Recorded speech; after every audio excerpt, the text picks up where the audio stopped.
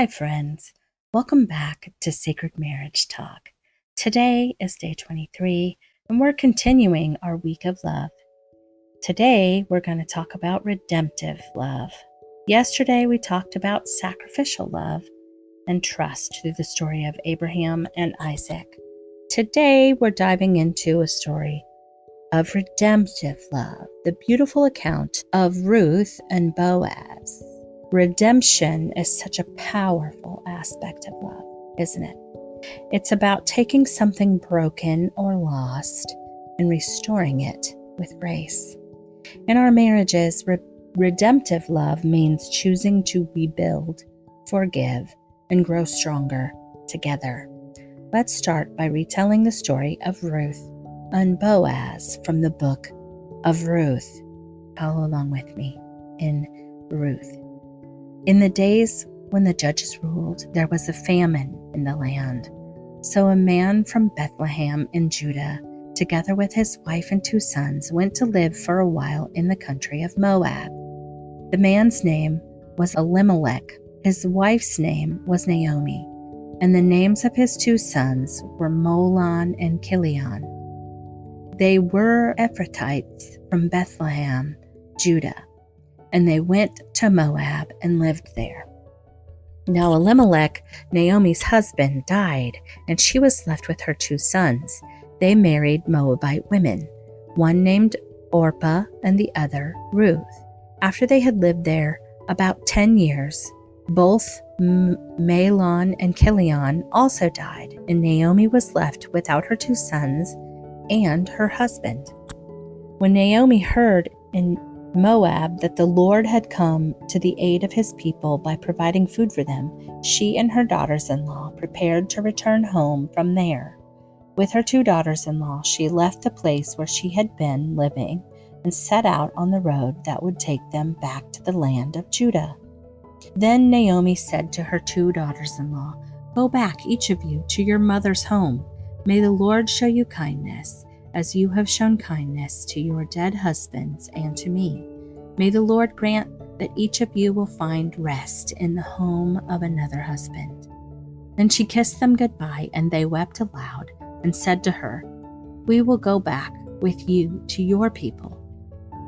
But Naomi said, "Return home, my daughters. Why would you come with me? Am I going to have any more sons who could become your husbands?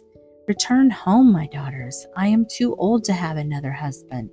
Even if I thought there was still hope for me, even if I had a husband tonight and then gave birth to sons, would you wait until they grew up? Would you remain unmarried for them? No, my daughters, it is more bitter for me than for you, because the Lord's hand has turned against me." At this they wept aloud again. Then Orpah kissed her mother-in-law goodbye, but Ruth clung to her. "Look," said Naomi, "your sister-in-law is going back to her people and her gods. Go back with her." But Ruth replied, "Don't urge me to leave you or to turn back from you. Where you go, I will go, and where you stay, I will stay. Your people will be my people, and your God, my God. Where you die, I will die, and there I will be buried. May the Lord deal with me, be it ever so severely, if even death separates you and me." When Naomi realized that Ruth was determined to go with her, she stopped urging her. So the 2 women went on until they came to Bethlehem. When they arrived in Bethlehem, the whole town was stirred because of them, and the women exclaimed, "Can this be Naomi?" "Don't call me Naomi," she told them. "Call me Mara, because the Almighty has made my life very bitter. I went away full, but the Lord has brought me back empty. Why call me Naomi? The Lord has afflicted me. The Almighty has brought misfortune upon me." So Naomi returned to Moab, accompanied by Ruth the Moabite, her daughter-in-law, arriving in Bethlehem as the barley harvest was beginning. Now Naomi had a relative on her husband's side, a man of standing from the clan of Elimelech, whose name was Boaz. And Ruth the Moabite said to Naomi, Let me go to the fields and pick up the leftover grain behind anyone whose eyes I find favor." Naomi said to her, "Go ahead, my daughter." So she went out, entered a field, and began to glean behind the harvesters. As it turned out, she was working in a field belonging to Boaz, who was from the clan of Elimelech. Just then, Boaz arrived from Bethlehem and greeted the harvesters. "The Lord be with you." "The Lord bless you," they answered. Boaz asked the overseer of the harvesters, "Who does that young woman belong to?" The overseer replied, "She is the Moabite who came back from Moab with Naomi." She said, "Please let me glean and gather among the sheaves behind the harvesters." She came into the field and has remained here from the morning till now, except for a short rest in the shelter. So Boaz said to Ruth, "My daughter, listen to me. Don't go and glean in another field, and don't go away from here. Stay here with the women who work for me. Watch the field where the men are harvesting, and follow along after the women. I have told the men not to lay a hand on you, and whenever you are thirsty, go and get a drink from the water jars the men have filled." At this, she bowed down with her face to the ground. She asked him, "Why have I found such favor in your eyes that you notice me, a foreigner?" Boaz replied, "I've been told all about what you have done for your mother-in-law since the death of your husband, how you left your father and mother and homeland to come live with a people you did not know before. May the Lord repay you for what you have done. May you be richly rewarded by the Lord, the God of Israel, under whose wings you have come to take refuge. May I continue to find favor in your eyes, my Lord," she said. "You have put me at ease by speaking kindly to your servant, though I do not have the standing of one of your servants." At mealtime, Boaz said to her, "Come over here, have some bread and dip it in the wine vinegar." When she sat down with the harvesters, he offered her some roasted grain. She ate all she wanted and had some left over. As she got up to glean, Boaz gave orders to his men, "Let her gather among the sheaves and don't reprimand her. Even pull out some stalks for her from the bundles and leave them for her to pick up, and don't rebuke her." So Ruth gleaned in the field until evening. Then she threshed the barley she had gathered, and it amounted to about an ephah. She carried it back to town, and her mother-in-law saw how much she had gathered. Ruth also brought out and gave her what she had left over after she had eaten enough. Her mother-in-law asked her, "Where did you glean today? Where did you work? Blessed be the man who took notice of you." Then Ruth told her mother-in-law about the one at whose place she had been working. "The name of the man I worked with today is Boaz," she said. "The Lord bless him," Naomi said to her daughter-in-law. "He has not stopped showing his kindness to the living and the dead," she added. "That man is our close relative. He is one of our guardian redeemers." Then Ruth the Moabite said, "He even said to me, 'Stay with my workers until they have finished harvesting all my grain.'" Naomi said to Ruth, her daughter-in-law, "It will be good for you, my daughter, to go with the women who work for him, because in someone else's field you might be harmed." So Ruth stayed close to the women of Boaz to glean until the barley and wheat harvests were finished, and she lived with her mother-in-law. One day, Ruth's mother-in-law, Naomi, said to her, "My daughter, I must find a home for you, where you will be provided for. Now Boaz, with whose women you have worked, is a relative of ours. Tonight he will be winnowing barley on the threshing floor. Wash, put on perfume, and get dressed in your best clothes. Then go down to the threshing floor, but don't let him know you are there until he has finished eating and drinking. When he lies down, note the place where he is laying. Then go and uncover his feet and lie down. He will tell you what to do."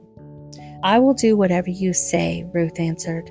So she went down to the threshing floor and did everything her mother-in-law told her to do.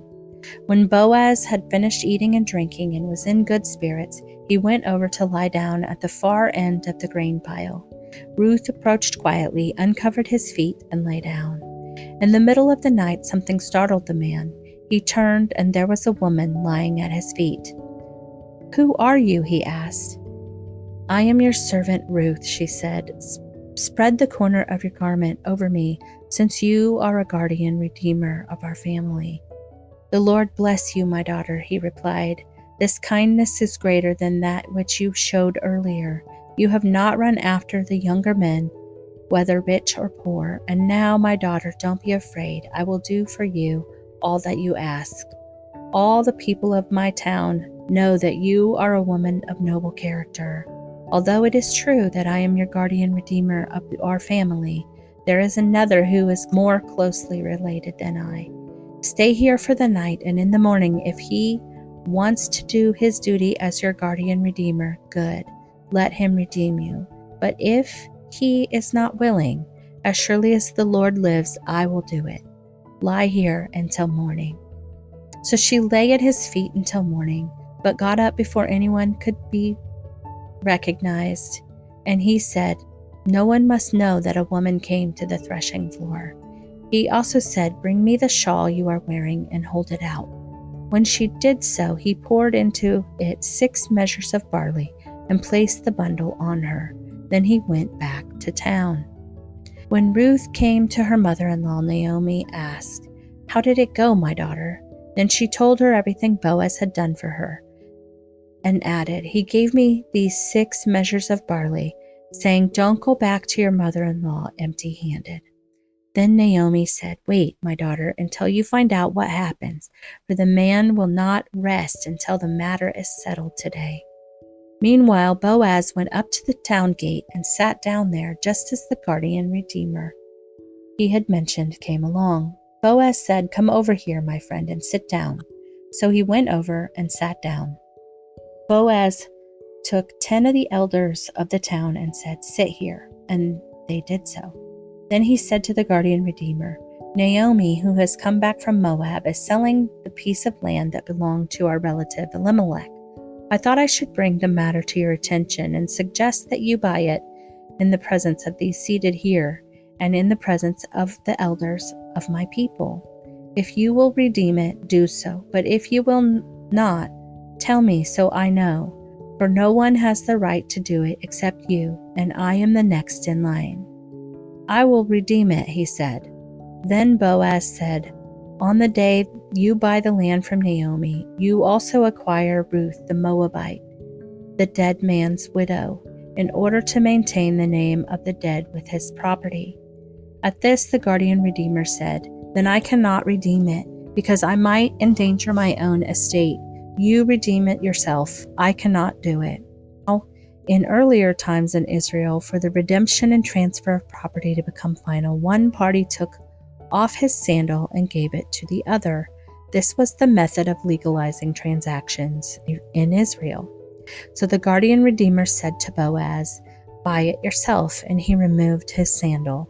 Then Boaz announced to the elders and all the people, "Today you are witnesses that I have bought from Naomi all the property of Elimelech, Kilion, and Mahlon.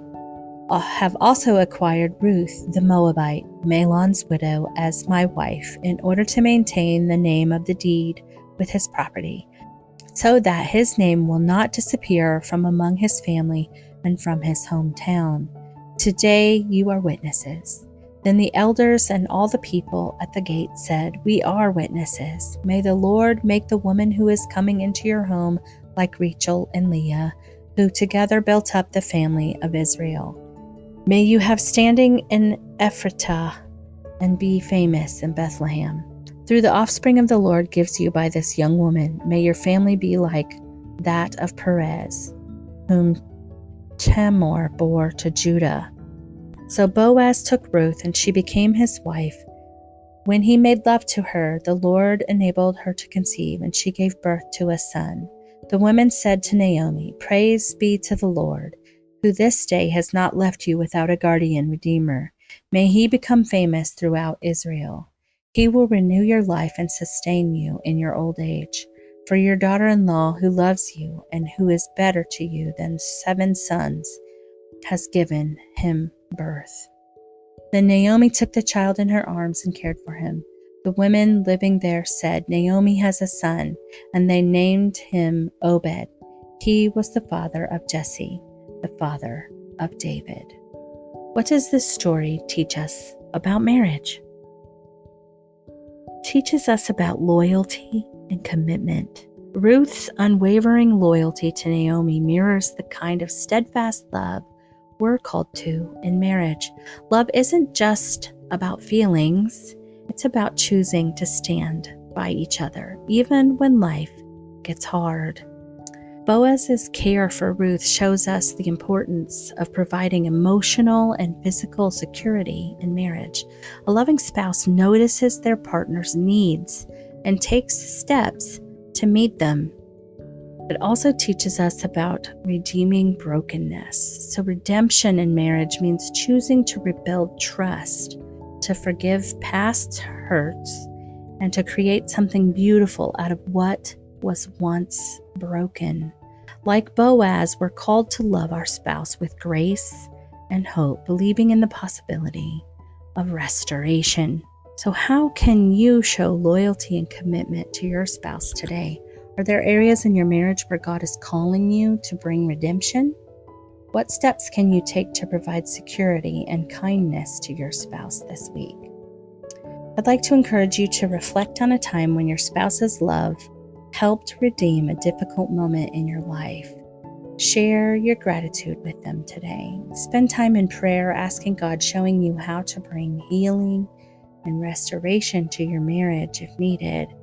And look for one way to offer kindness, to care for your spouse, even in small ways, as Boaz did for Ruth. Heavenly Father, thank you for the story of Ruth and Boaz and the powerful reminder of your redemptive love. Teach us to bring that same love into our marriages, to rebuild, to forgive, and to nurture our spouse with grace and kindness. Help us to see the beauty of redemption in every season of our relationship. In Jesus' name, amen. Thank you for joining me today on day 23 of the Sacred Marriage Reflection series. Redemption is a gift, and it's one we can choose to share with our spouse daily. I can't wait to reflect with you tomorrow as we continue this week of love with the greatest love story of all, the birth of Jesus Christ. Until then, may God's redemptive love fill your marriage and your heart.